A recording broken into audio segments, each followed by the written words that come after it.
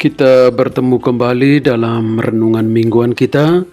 Semoga saya mendapati saudari-saudaraku semuanya dalam keadaan sehat, bersemangat, dan selalu yakin bahwa kita dijaga oleh Tuhan. Hari ini kita mendengar satu perumpamaan Yesus. Perumpamaan tentang gadis-gadis yang bijaksana dan gadis-gadis yang berbodoh. Perumpamaan dalam Injil Matius punya dua tipe. Pertama, perumpamaan itu menjelaskan tentang kerajaan Allah yang sudah dan hadir dalam diri Kristus dan seluruh aktivitasnya. Dan tipe kedua, untuk membantu pendengar, untuk membantu kita agar bisa menyiapkan diri dengan baik untuk menyambut kedatangan kerajaan Allah itu. Artinya, apa yang sudah ada tetapi belum. Itu yang ingin disampaikan di dalam perumpamaan-perumpamaan. Jadi dalam perumpamaan ini Yesus mengajak kita untuk menemukan Allah dan kerahimannya dalam seluruh rutinitas hidup kita.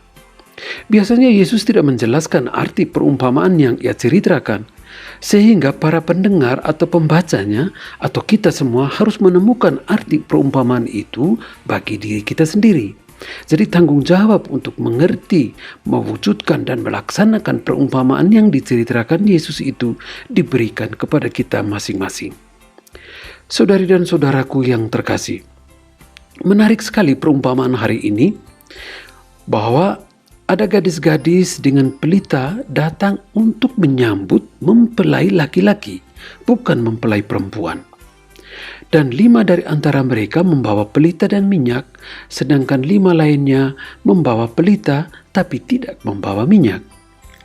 Dikisahkan bahwa mempelai lama tidak datang-datang. Maka apa yang terjadi? Mengantuklah mereka dan tertidur. Ini menarik sekali, mengantuk dan tertidur. Dua kata ini dan dua tindakan yang selalu dan sering juga kita alami. Tertidur. Orang yang tertidur itu dia hidup, tapi dia tidak menghasilkan apa-apa ketika dia tidur. Dia tidak mati, tetapi dia hidup. Namun hidupnya itu tidak menghasilkan sesuatu. Orang bisa tertidur karena capek, orang bisa tertidur karena malas, karena mengantuk. Tapi tidur dalam konteks Injil adalah orang yang menidurkan, yang meninabobokan, yang menyimpan semua hal baik dan indah yang datang dari Tuhan yang ada di dalam dirinya. Jadi dengan tidur, artinya dia tidak mewujudkan apa yang baik yang ada di dalam dirinya. Segala kekuatan, segala kelebihan, segala kemampuannya itu disimpan, tidak difungsikan dengan baik. Itu artinya tidur.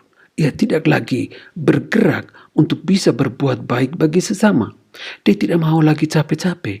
Maka tidur adalah jalan keluar dari semua persoalan, tetapi tidak menyelesaikan persoalan. Kita bisa lihat beberapa contoh. Bisa kita katakan demikian. Ketika terjadi konflik dengan sesama, orang memilih untuk menghindar, menjauhi orang itu, dan membiarkan konflik itu dibawa berlarut-larut, dibawa di dalam hidup, di dalam hatinya. Nah, ini artinya dia tertidur. Dia menidurkan potensi kekuatan dirinya untuk bisa memaafkan, untuk bisa rekonsiliasi. Tetapi itu tidak dipilih. Maka sebenarnya dia sedang menidurkan kemampuan yang ada di dalam dirinya. Contoh lain, para murid dan Yesus di Taman Getsemani. Ketika Yesus dalam penderitaan berdoa, murid-muridnya tertidur. Mereka tidak ingin bahwa penderitaan, berkorban, berempati menjadi bagian dari hidup mereka.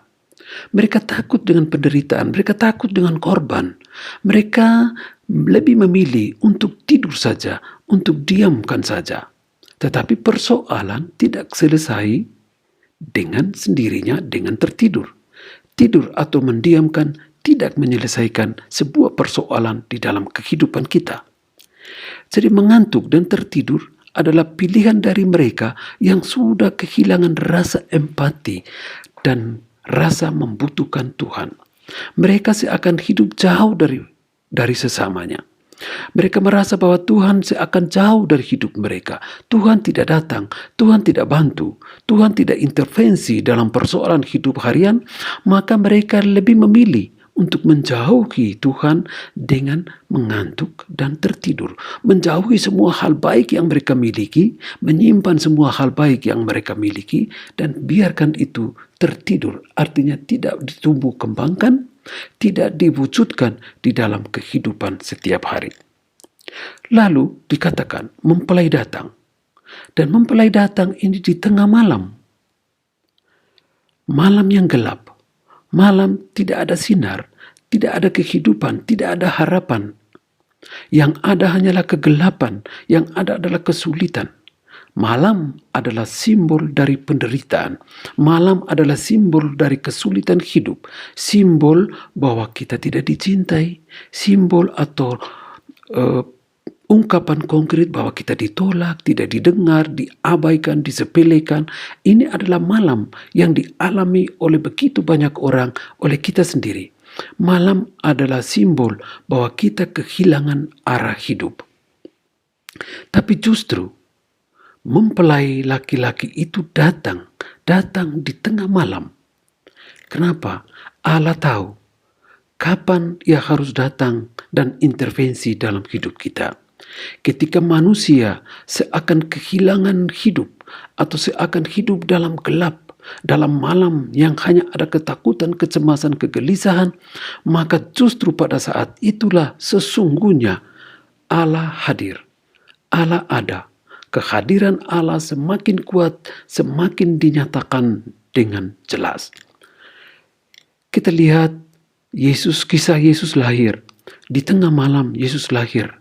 Dalam malam gelap ia datang menjumpai manusia yang sedang tinggal dalam kegelapan, yang sedang tertidur, yang sedang mengantuk. Dan juga dalam malam Paskah, kita juga bermada Yesus bangkit.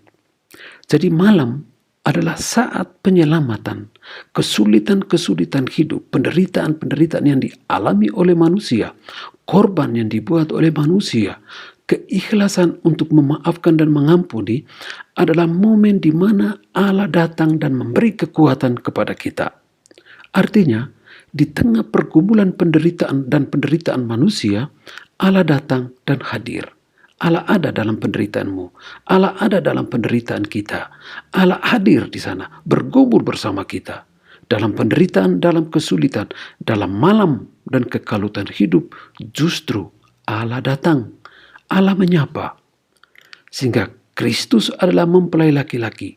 Kristus adalah terang di malam gelap. Dia adalah cahaya yang menghalau kegelapan. Dia adalah mempelai Allah yang membawa pengharapan bahwa di tengah kekalutan dan kegelapan hidup ada Allah, ada terang, ada kekuatan ilahi untuk menghalau segala kesulitan itu. Saudari dan saudaraku, bagian terakhir dari perikop ini juga menarik. Dikisahkan bahwa gadis-gadis itu meminta minyak dari teman-temannya. Mereka minta minyak dari orang lain. Mereka lupa untuk merawat dan menjaga minyak yang telah diberikan oleh Allah. Cinta kasih yang telah diberikan oleh Allah dalam diri mereka. Kekuatan ilahi yang ada di dalam diri mereka, itu tidak mereka rawat. Sehingga mereka kehilangan kekuatan ilahi itu. Maka mereka harus terburu-buru untuk mencari. Bahkan mereka mau membeli. Minyak akan ada terus ketika kita berani menjaga, ketika kita berusaha untuk merawat. Dan cara menjaga, cara merawat minyak yang baik dan istimewa adalah dengan berlaku kasih, berkorban, sabar, dan tidak lupa berdoa. Minyak adalah cinta, minyak adalah kasih sayang, minyak adalah iman. Cinta kasih, iman itu pribadi, itu relasi pribadi kita dengan Allah, sangat personal. Tidak bisa dibeli, tidak bisa diminta kepada orang lain, tapi hanya bisa diwujudkan dalam kepedulian dengan sesama. Minyak cinta kasih, minyak iman itu hanya bisa diwujudkan dengan kepedulian kita, hidup kita yang baik dan benar, hidup kita yang baik dan jujur. Maka milikilah hati yang penuh cinta kasih. Karena seperti dikatakan oleh Santa Teresa, berbahagialah mereka yang hidup penuh dengan cinta kasih. Saudari dan saudaraku sekalian, kita berdoa semoga di hari Minggu yang indah ini kita dipenuhi dengan kekuatan ilahi agar minyak kita, pelita kita, cinta kasih kita, korban kita terus bernyala.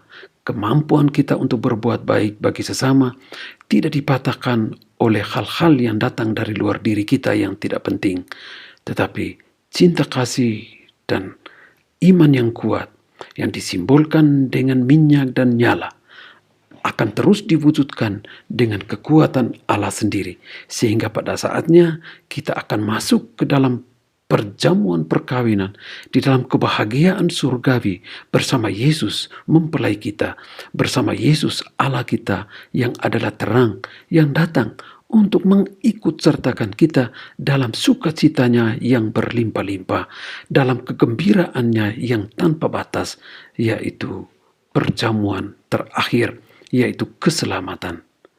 Oleh karena itu, marilah kita memiliki hati yang penuh cinta kasih, karena berbahagialah mereka yang hidup dalam cinta Allah. Semoga saudari-saudaraku sekalian senantiasa dibimbing, dilindungi dan diberkati oleh Allah yang Maha Kuasa, Bapa dan Putra dan Roh Kudus. Amin. Selamat berhari Minggu, Tuhan memberkati.